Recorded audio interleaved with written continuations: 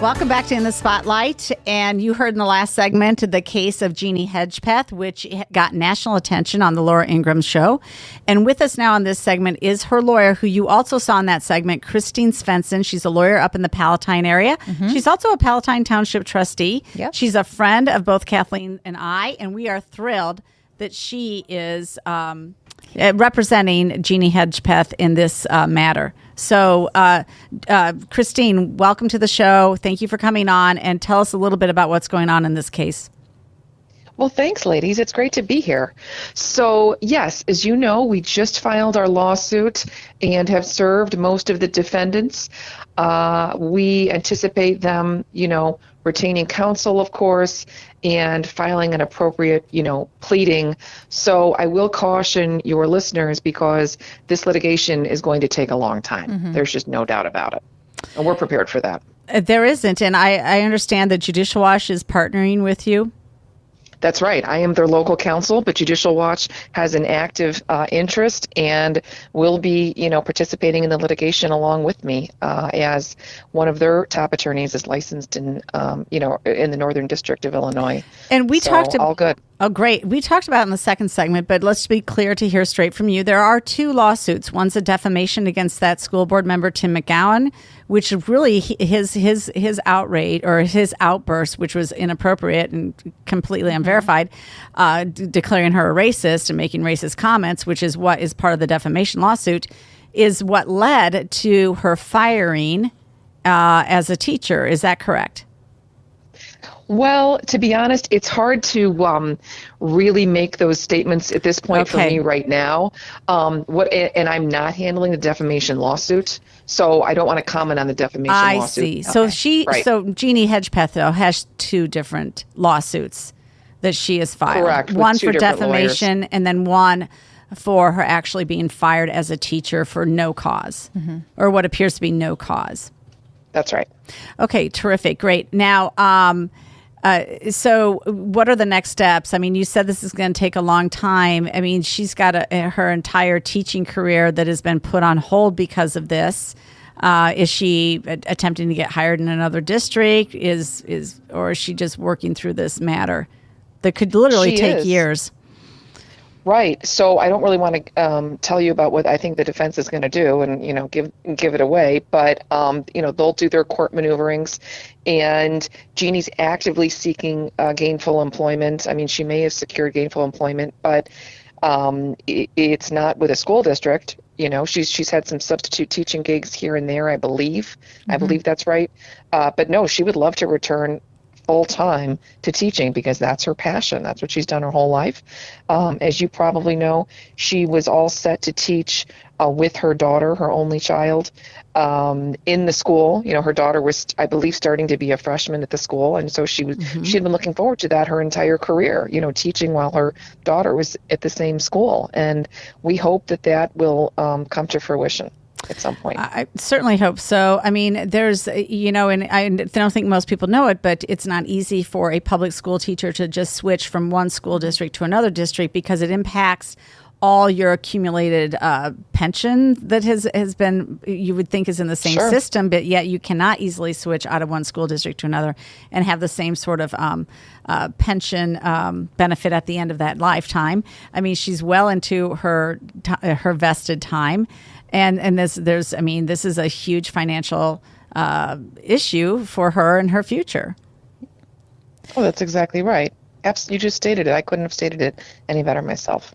Hey, Christine, I'm wondering, where are the unions on this? It's really difficult to fire a teacher without cause. I mean, it's impossible to fire a teacher without cause. And if the teacher's behavior is remediable, that teacher needs to be given a chance to fix the behavior according to all public sector unions, especially a tenured teacher. So have they weighed in on this case? Are they? So yeah, It's a great point. And she has had union representation, and it's my understanding that she still is set to have some type of hearing in front of the State Board of Education. But as far as we're concerned, the dismissal was made by the school board, and that's where it stands right now. And so we don't know what the State Board of Education might do. But yes, the union was actively involved in or at least somewhat involved in part of that process. I don't really want to comment on what other lawyers may have done or may not have done.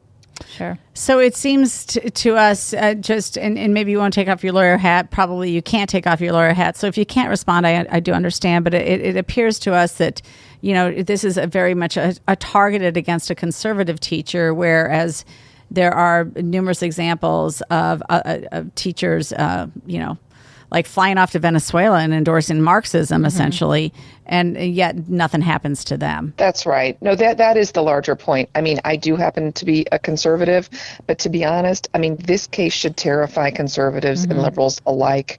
Although no doubt conservatives are targeted. And as you just mentioned, the Venezuela case, there have been numerous cases across the country that have been documented about, teachers being warned regarding being anti-BLM. It's a common sort of theme. And teachers that are pro-BLM seem to be getting a pass. Now, there may be exceptions to that. There's litigation in cases throughout the entire country. But if you actually probably had to count and really take a deep look, which some scholars have done, conservatives have been hit way harder. And I'm talking about teachers and conservatives in other sectors as well. And Jonathan Turley has spoken about this, and he's a preeminent constitutional legal scholar. So I think people should look at those cases and be really worried. And, it's this larger point that I think that people that aren't involved in politics don't really realize yet, but they may start to realize the following. If you don't agree with 120% of the leftist agenda, guess what? You're out. You're deemed a racist.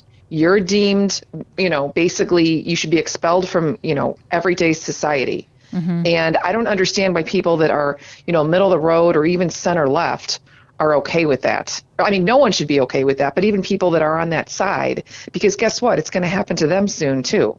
It already is with the transgender issues. Well, our kids in high school do feel marginalized as conservatives. I definitely would echo that. That actually is happening, and we know the studies have proven up. There's in 100 teachers, 87 of them are liberals, and only 13 are conservatives. And time and again, if you out yourself as a conservative, you're not going to get that department chairmanship. You're not going to get the better assignments for your teaching work. And so they keep quiet. They're afraid to speak up. We've spoken with them, and they will tell us they're afraid to speak up because they don't want the backlash that would ensue by being a conservative in a very, very liberal environment. And that is no place for public education to be. That's right. That's exactly right. Well, great. We will look for further updates as this case moves along. It's unfortunate that the wheels of justice turn slowly, especially when you've got, again, her daughter going to school where she'd like to be teaching at that same school. You've got her financial situation and, all up in arms. I know from the defamation side of things, GoFundMe shut down the donation platform to help provide legal support for her defamation case. They did go to a different platform, Give, Send, Go, instead for that. You can look for it online. You can find it on Facebook, Give, Send, Go for Jeanne Christine, if you want to Hedgepeth. send us the link, we'll put it out on our Facebook page. Sure. Okay. Happy to. Great. I'll have my client do so. Sure. Yes. Terrific. Great. So, again, thanks a lot for coming on our podcast. We appreciate your insights. It's great to talk to you, ladies. Thanks so much for what you do. Christine. Okay. Bye-bye. Thank you. Thanks. Bye. Bye.